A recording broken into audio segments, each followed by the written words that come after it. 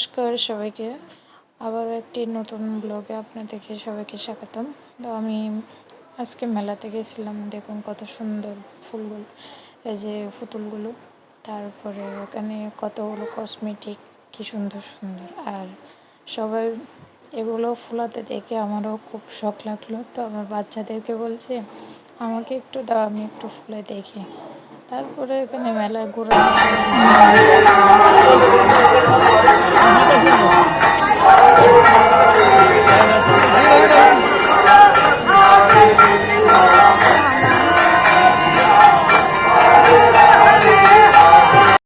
তারপরে যে মেলাতে ঘুরে তো বললাম চলো একটু কিছু নিই।